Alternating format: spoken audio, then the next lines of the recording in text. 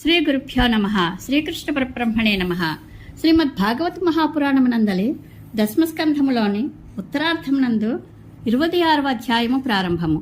ఈ అధ్యాయములో రాజసూయ యాగానంతరము అవభృతోత్సవ వర్ణనము, మయసభలో దుర్యోధనుడు అవమానం పాలగుట మొదలగు విశేష విషయములను తెలుసుకుందాము.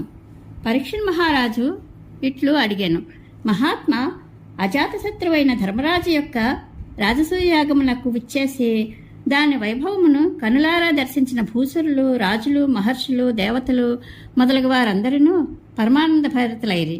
కానీ దుర్యోధనుడు మాత్రము అసూయాగ్రస్తుడై లోలోన మిగుల కుమిలిపోయెను అని తెలిపియుంటివి. దీనికి గల కారణమును వివరింప ప్రార్థన. శ్రీశుకుడు వచించెను: మీ పితామహుడు మహాత్ముడు అయిన ధర్మరాజు నర్చిన యాగములకు బంధుమిత్రులందరూ సంతోషంతో ఏతించిరి. వారు ఎల్లరూ ఆ క్రతువు యొక్క కార్యములయందు ఆత్మీయతతో సేవలనర్చిరి. వంటశాల పర్యవేక్షణ భీముడు నిర్వహించెను. ధనాధ్యక్షుడిగా దుర్యోధనుడు వ్యవహరించెను. సహదేవుడు యజ్ఞమునకు విచ్చేసిన అభ్యాగతులకు స్వాగత సత్కారములను నెరపెను. యజ్ఞ సామగ్రిని నకులుడు సమకూర్చెను. అర్జునుడు గురుజనులకు చందనలేపనాది సేవా కార్యక్రమములను జరిపెను. శ్రీకృష్ణుడు అతిథులకు పాదప్రక్షాళనాది మర్యాదలను గావించెను. ద్రౌపది ఆహూతులకు భక్ష్యభోజ్యాది భోజన పదార్థముల వడ్డన కార్యక్రమములను పర్యవేక్షించెను. ఉదారశీలుడైన కర్ణుడు దానధర్మాదులను నెరపెను. రాజా, ఈ విధముగానే సాత్యకి, వికర్ణుడు, హార్దిక్యుడు, విదురుడు మొదలగు వారును, బాహ్లేకుని కుమారులు, భూరిశ్రవుడు మున్నగువారును, సంతర్ధనాదులను ఆ యజ్ఞమునందలి వివిధ కార్యక్రమములలో నియుక్తులైరి. వీరందరూ ధర్మరాజు సంతసించినట్లుగా తమ తమ బాధ్యతలను నిర్వహించిరి. ఋత్విజులు, సభలోనున్న పెద్దలు, వేదశాస్త్ర పండితులు, బంధుమిత్రులు మధుర భాషణములతో, పూజాద్రవ్యములతో, దక్షిణ తాంబూలాదులతో చక్కగా సత్కరింపబడిరి. శిశుపాలుడు శ్రీకృష్ణుని పాదపద్మములలో లీనమయ్యెను. అనంతరము యజ్ఞదీక్షితుడైన ధర్మరాజు తదితరులు గంగానదిలో అవభృత స్నానములను ఆచరించుటకు వెళ్ళిరి. ఆ అవభృతోత్సవ సమయమున మృదంగములు, శంఖములు, తప్పెటలు, భేరీలు, మద్దెలలు, గోముఖములు మొదలగు చిత్ర విచిత్రములకు వాద్యధ్వనులు సకల దిశలయందును ప్రతిధ్వనించెను. నర్తకీమణులు సంతోషంతో నృత్యములను నర్చిరి. గాయనీ గాయకులు గుంపులు గుంపులుగా చేరి గీతములను ఆలపించిరి.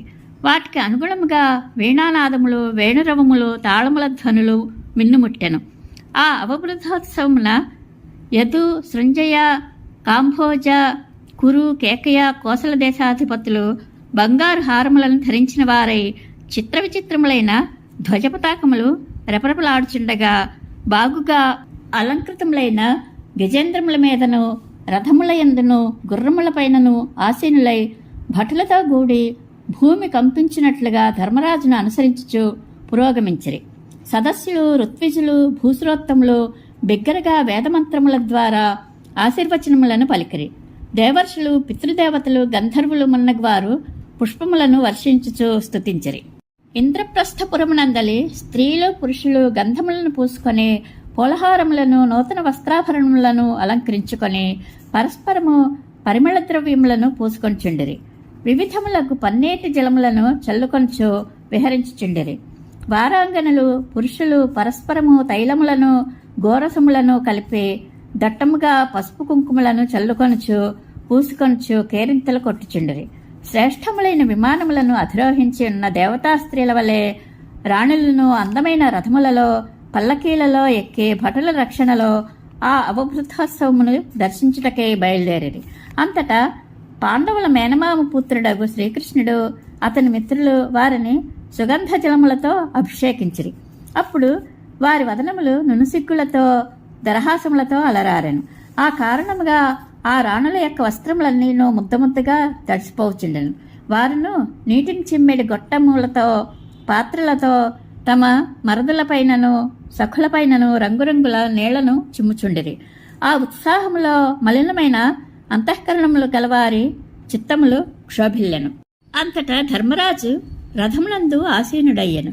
బంగారు హారములతో అలంకృతమైన ఆ రథమునకు మేలుజాతి అశ్వములను పూంచియుండిరి. అప్పుడు ఆ మహారాజు తన పత్నులతో కూడి సకల ప్రక్రియలతో నడుపబడిన క్రతురాజుమగు రాజసూయ యాగము వలె విరాజిల్లెను. పిమ్మట ఋత్విజులు ధర్మరాజుచే పత్నీ సంయాజము అను దీక్షాంత కర్మలను ఆచరింపజేసిరి. అనంతరము ఆ మహారాజు ఆచమనమునర్చి ఋత్విక్కుల పర్యవేక్షణలో ద్రౌపదీ సహితుడై గంగాజలములలో స్నానమునర్చెను. అప్పుడు మనుష్య భేరీనాదములతో గోడే దేవదందుభుల ధ్వనులు కూడా మార్మరాగెను. దేవతలు, ఋషులు, పితృదేవతలు, మానవులు పుష్పవర్షములను కురిపించిరి. పిదప అచ్చటి చేరియున్న వారందరూ వర్ణాశ్రమ ధర్మములకు అనుగుణముగా గంగాజలములలో స్నానములను ఆచరించిరి. ఆ పవిత్ర జలముల ప్రభావమున ఎంతటి పాతకములైనను పటాపంచలైపోవును. స్నానానంతరము ధర్మరాజు క్రొత్త పట్టువస్త్రములను, చక్కని ఆభరణములను ధరించెను. పిమ్మట ఆ మహారాజు ఋత్విక్కులను, సదస్సులను, బ్రాహ్మణులను మొదలగు వారిని నూతన వస్త్రాభరణములతో అర్చించెను. సకల ప్రాణులలో భగవంతుని దర్శించినట్టు ఆ యుధిష్ఠిరుడు బంధువులను, జ్ఞాతులను, రాజులను, మిత్రులను, సహృదయులను తదితరులందరినీ పలు విధములుగా ఆదరాభిమానములతో పూజించెను. అచటి జనులు ఎల్లరూ మణికుండలములను, పూలదండలను, తలపాగలను, కవచములను, పట్టువస్త్రములను, అమూల్యములకు హారములను ధరించే దేవతల వలె విరాజిల్లుచుండిరి. స్త్రీలు ధరించిన కుండలములు మిలమిలలాడుచు మనోజ్ఞముగా ఉండెను. వారి వదనములు ముంగుర్ల సౌందర్యములతో శోభిల్లుచుండెను. వారి కటి ప్రదేశముల యందలి బంగారు వడ్డాణముల వైభవములు దర్శనీయముగా ఉండెను. పరీక్షిన్ మహారాజా ఆ రాజసూయయాగమునకు చక్కని సౌశల్యము గల ఋత్విజులు, సదస్సులు, బ్రహ్మవేత్తలు, బ్రాహ్మణులు, క్షత్రియులు, వైశ్యులు, శూద్రులు, మహారాజులు మున్నగువారు విచ్చేసిరి. వారును దేవతలను, పితరులను, లోకపాలులను, వారి అనుయాయులను ధర్మరాజుచే చక్కగా గౌరవింపబడిరి. పిదప వారు ఎల్లరూ ధర్మరాజును వేట్టుకొని తమ తమ స్థానములకు వెళ్లిపోయిరి. శ్రీహరి భక్తిపరాయణుడైన ధర్మరాజుచే జరపబడిన రాజసూయయాగ వైశిష్ట్య వైభవములను గూర్చి జనులు ఎంతగా ప్రశంసించినను అమృతమును ఆస్వాదించుచున్న మానవునకు వల్లే వారికి ఎంతకును తృప్తి కలుగుకయుండెను. యుధిష్ఠిరుని పై గల ఆదరాభిమానములతో రాజసూయయాగమునకు విచ్చేసిన శ్రీకృష్ణుని ఇతర బంధుమిత్రులను, వారి బంధువులను వీడ్కొల్పుటకు ఆ మహారాజునకు ఏమాత్రము మనసొప్పకుండెను. అందువలన అతడు వారిని అందరినీ మరికొంతకాలము ఆప్యాయతతో ఇంద్రప్రస్థపురమునందే నివసింపజేశాను. పరీక్షణ్ మహారాజా అంతటా కృష్ణ భగవానుడు యదువీరులైన సాంబుడు మొదలగు వారిని ద్వారకా నగరమునకు పంపివేశను. తాను మాత్రము ధర్మరాజునకు ప్రేమను గూర్చుటకై కొంతకాలము అచటినే ఇండెను. రాజసూయ యాగమును నిర్విఘ్నముగా నిర్వహించుట అన్నది ఒక మహాసముద్రమును దాటుట వంటిది. అది సామాన్యులకు అసాధ్యము.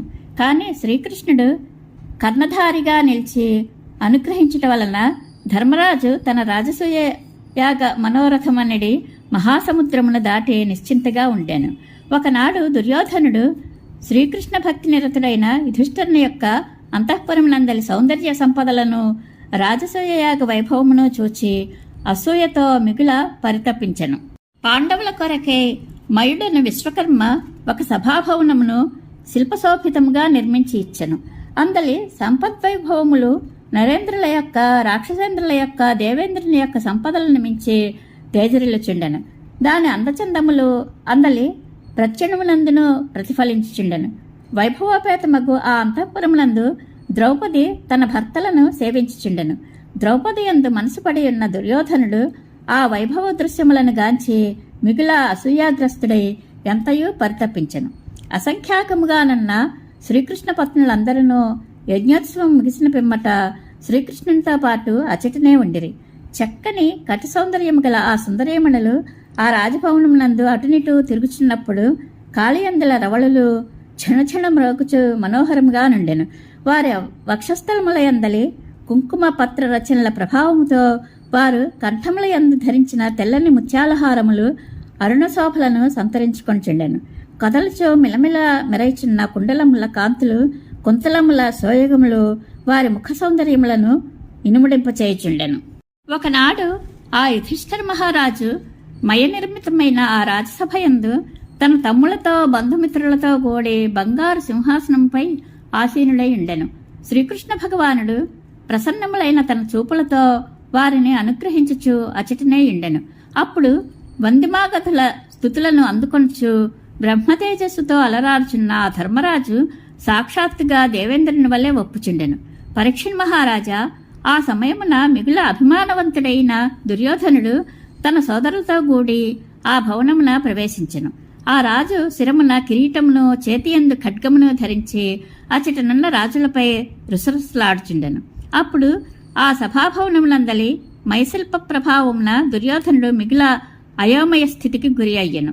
అందువలన అతడు చదునుగా నుండి తళతళమెరయుచున్న స్థలమును జలముగా భ్రమపడి తన వస్త్రము యొక్క అంచును చేతబట్టుకొనెను.